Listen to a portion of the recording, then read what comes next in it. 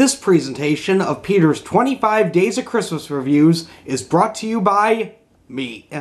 Hey there friends, it's me Peter, and welcome to Day 4 of my 25 Days of Christmas Reviews. Today's review is yet another classic Christmas movie that up until today I had never seen before. Even though I was very familiar with the movie, knew exactly what would happen throughout the movie, and yes, even knew the ending. The movie that helped jumpstart Natalie Wood's career, I am of course talking about Miracle on 34th Street. In the movie, a man named Kris Kringle ends up in the Macy's Thanksgiving Day Parade after their Santa Claus got really drunk and could barely stand up. After a successful parade, it's decided that Kris will be hired at Macy's as their department store Santa.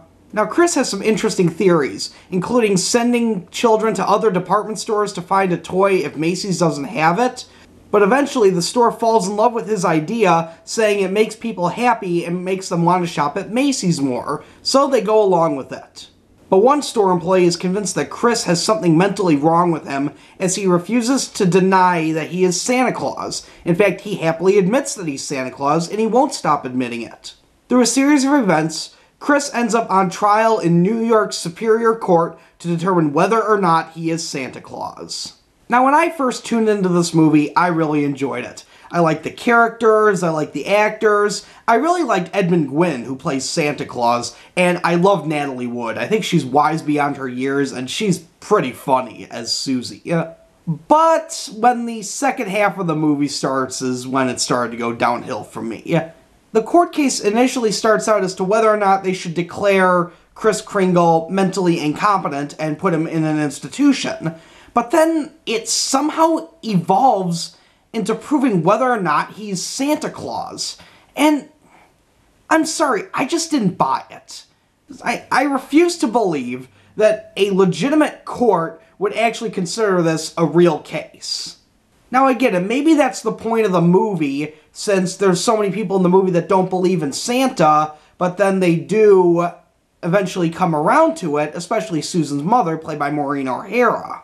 Maybe that's the point, to believe that something like this that's so unbelievable could actually happen.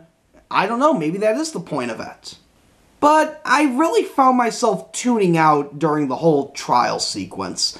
It didn't really hold my interest, it wasn't as good as the first half of the movie, and, you know, I just didn't enjoy it as much. I did like the ending, though. I thought the ending was really nice and heartwarming and uplifting, but the second half of the movie really drags it down, and it really took me out of the movie, to be quite honest with you.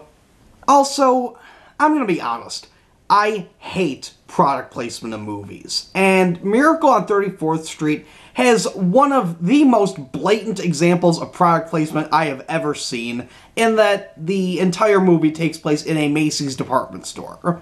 Now, I got nothing against Macy's in New York. Macy's in Chicago, that's a whole other story you don't want me to get into. But Macy's in New York, I don't have a problem with. However, it just bothered me that this whole movie was basically just product placement for them. I'm just bothered by blatant product placement like that. Now, this movie was remade back in 1994, starring Mara Wilson, but I'm not planning on reviewing that movie, and I might take a look at it later on down the road, but I don't know. I'm not really eager to check it out personally. So with a good first half of the movie, a not-so-good second half of the movie, and a pretty good ending, I would have to give Miracle on 34th Street a 3 out of 5. Thanks for watching my latest Christmas movie review, my friends. If you enjoyed this video, be sure to give it a thumbs up. And if you'd like to see more movie reviews, be sure to click that subscribe button down below. And be sure to tune in tomorrow when I review the sequel to my favorite Christmas movie.